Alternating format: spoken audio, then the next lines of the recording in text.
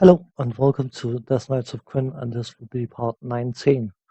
In last episode, Zebas Asmore told us to go to the Dragon Pit, which is where we are headed to now. You're standing in front of a cave set in a mountainside. Do you enter? Oh yes. You've entered a musty cave. The air smells of things long dead. A rush of air announces the arrival of Maya. She stands before you in her elven form. So you have tracked down the corrupting influence which has possessed Sakal's body. There are many other entrances, but they are warded against the living. I appreciate your help, but it is I, and I alone, who shall return my beloved to his rest. Okay, not arguing with a silver dragon.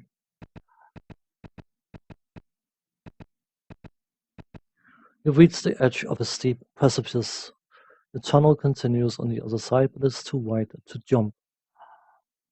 I shall cross over here. I can faintly sense her call. Take the path that Sebas indicated, and we shall soon meet again. She flies across and disappears. You can find no way across. And that is the map from the previous part that Sebas gave us, showing the right way to cross. You locate the door in the west wall described by Sebas. The door opens up into the crumbling remains of some long buried building. Through the dust you can make out the symbols of Takesis.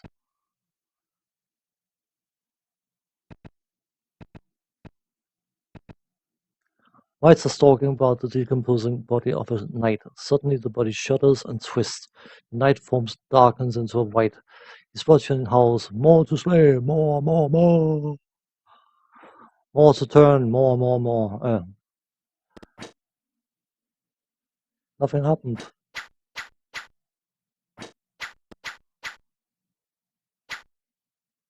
Every single one of them acted before my cleric. That's always lovely. This was Sir Bragan, who disappeared on patrol some days ago. At least we have given him the peace of death. Lovely.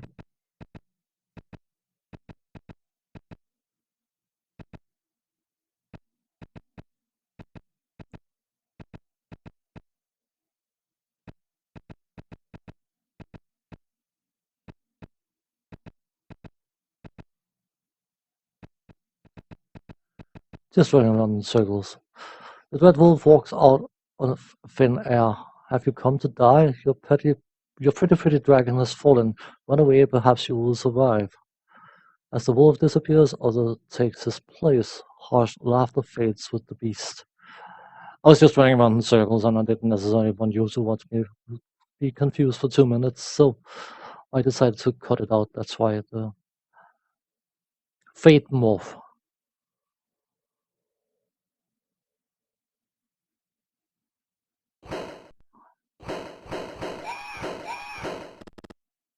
But of course, a bunch of bony dudes. So we just have to whittle them down one piece at a time. Ha! Oh, I shall refrain from any boner jokes. I think that would be inappropriate for this video series.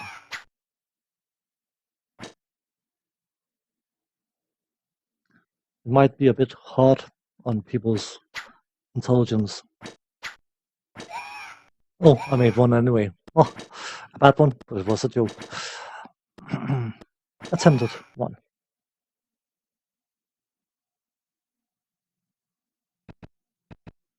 The cracked and stained altar shows little sign of recent use. One tile can be slipped aside, revealing glittering treasure. Oh, we found stuffs. What did we get? A bunch of money, which we don't care about.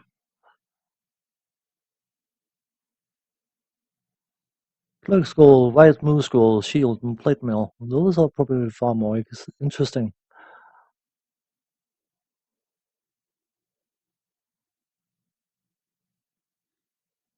My white moo shall get the scroll.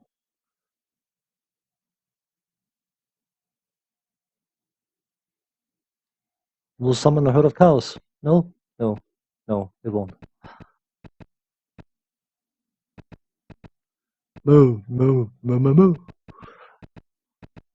The glowing scent of recent corruption of soldier nostrils. Huge shadow mounds lay along the dank corridor, save for the silence they are reminiscent of sleeping dragons.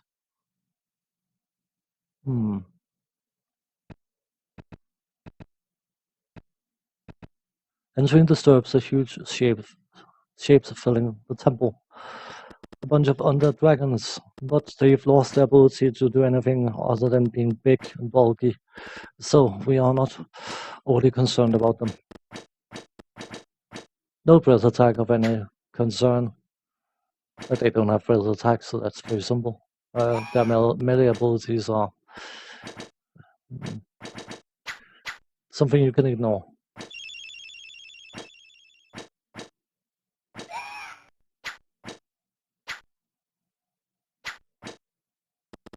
Poor little dragon.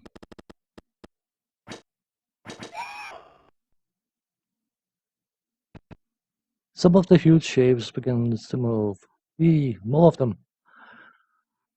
As I said in an earlier episode, dragons are probably a bit too common in this game series, and you end up not taking them overly serious. Especially not after having cleared this area, then dragons are just a nuisance at most. But we haven't cleared the area yet.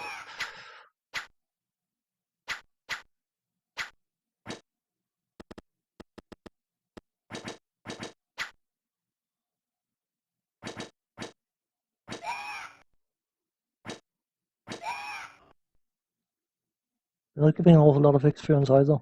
Shame. Chained to the wall is a red dragon. It snarls as you approach. I'm Spark, master of the flame. I was wrongly charged with cowardice and placed here to die. It wasn't my fault. Sure it wasn't. Free me before they turn me into an undead. What do you do? Oh, well, let's free the dragon. He's got nothing better to do. He's probably not going to do anything bad. Strike free the chains. It stretches out its wings and sighs. Thank you, mortals. I know that Sokal is just east of here. You'll have to go south and double back. I shall be on my way out. He sails off to the south. Oh yeah, I will make it out. Sure.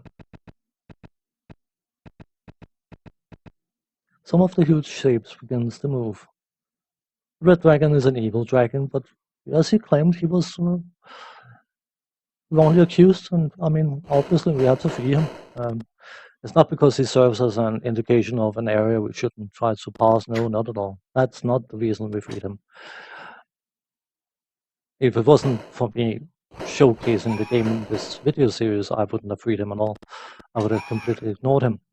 But it is of relevance to the video, so that's why I freed him.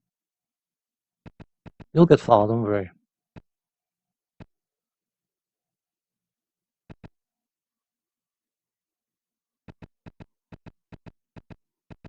The dragon you released lies in a smoking pile. The scent of ozone is strong in the air. The cave ends in an open mouth, but the air seems to shimmer. You can climb down the slope. Do you? You wisely step away from the magical ward.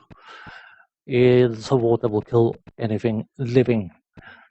It doesn't matter if it's a dragon or not. Still died. I just wanted to showcase that. Not plot relevant. You come upon Sakal. He snarls. So the moth approached the flame. I'm busy, lest I would slay you now. Flee and live until Zacchaeus return to the world. He leaves through the north door. I'm in pursuit of you. I'm not fleeing anywhere. Dim dim.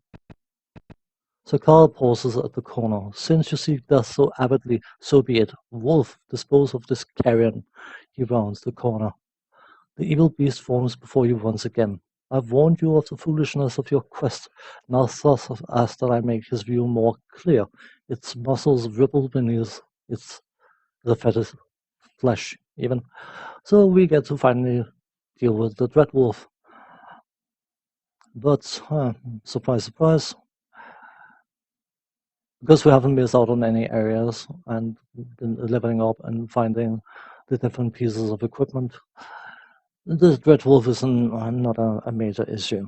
If you are under leveled or under geared, it can be rather dangerous, but in order for it to be dangerous, the item needs to hit your characters, and when you have characters with a massive armor class, or a very low armor class as it is in earlier Dungeons and Dragon games, it will not find it easy to hit, and its main threat is physical attacks, for which it can use, is it 4 or 5, 6, whatever, a number of attacks. But as I said, if it can't hit, then I suppose it is just another punchback.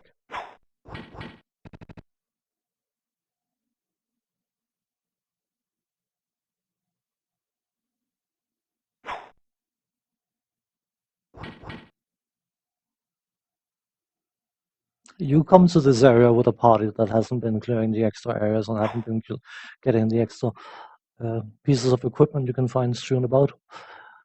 You can run into trouble. It can easily maul a party that is not prepared for it.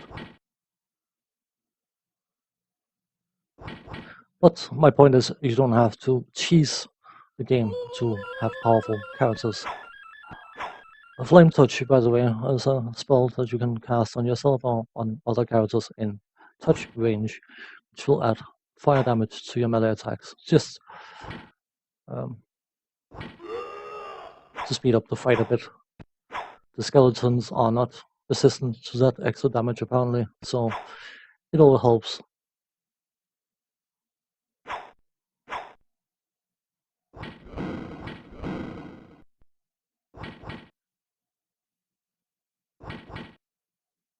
Just go and do wear them down. Actually, a single skeleton warrior is more of a challenge than the Dreadwolf, which is a bit of a shame. It was psyched up to be something that it isn't quite capable of being. Again, bearing in mind, took the time to level up the characters and get some decent equipment.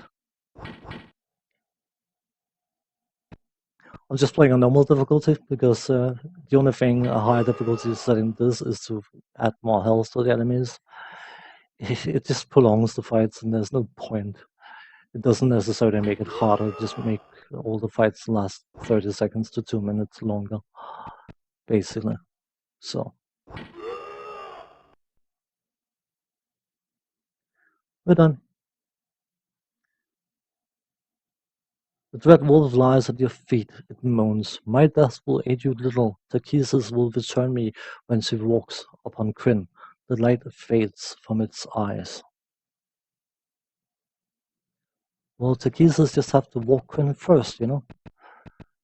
You come out into the courtyard open to the overcast sky. Fallen masonry makes the area ripe for ambush. Maya lights before you and transform to her elven shape. Be wary, though through the opposite entrance lies the sleeping death dragon. Have you seen Sokal? Before you can answer, Sokal steps forward, Dragonlance in hand. Lovely sweet Maya, it's time to join me in this everlasting twilight. Maya twists around and returns to her dragon form. Sokal thrusts her dance deeply into her side. Maya struggles and cries out in agony. Then her powerful wings begin to beat as she lifts off with Sokal still holding the embedded lance.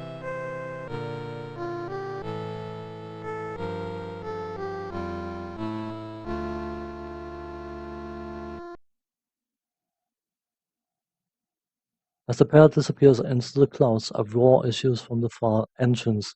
The Death Dragon is awake and rushes at you.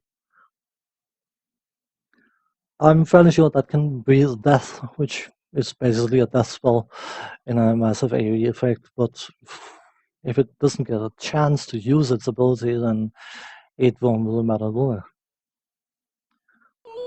A lot of health, good armor class, but, well, it's not immune to magic missile, which is a stable first level mage spell, which you cannot possibly ignore. What about the light blast fireball? Might take a chunk out of it as well. Oh yeah, works perfectly fine. Still want to spread out your characters, of course, because if they get hit by a dragon's breath, it is quite a large area. It covers quite a large cone for certain spell effects, but well, you can still hit it.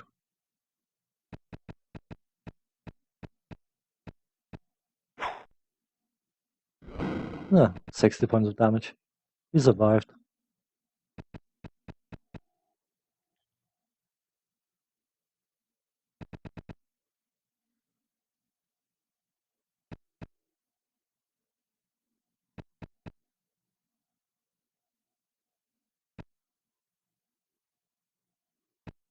I'm contemplating my options here. 27 health. You'll live. You just need 1 hit point to stay alive, so 1 hit point.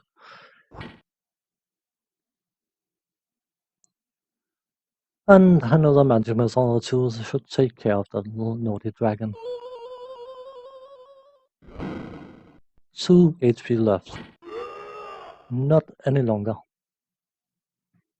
Silence descends as you look over the remnants of the battle. Suddenly, with a crash of thunder, Dragonlance crashes to Earth. No signs of the 2 combatants can be seen. It was actually shown, but because I'm running this game on a faster processor, it skips past very quickly.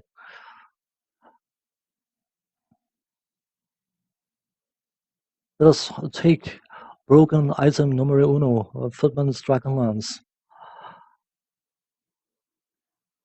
It is a +5 weapon against everything but dragons. Against dragons, it will do the wielder's HP in damage to them, hence dragons are non-issue. It was the Lie of the Death Dragon. Treasure lies scattered about. 40,000 XP worth of treasure, that's quite a bit of treasure. So you don't want to hit the share button, because if you look at the money, look at the items first, because, yeah, items are more important. 10,000 steel pieces. If you share that out across your characters, they can no longer move. Trust me on that one. So we will just leave that seal lying around for someone else to pick up.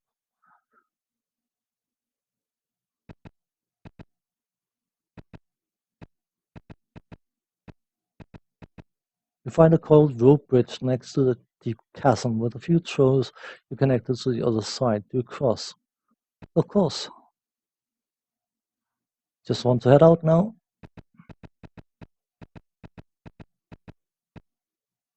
You're about to leave the cave. You continue. An obelisk stands here, inscribed.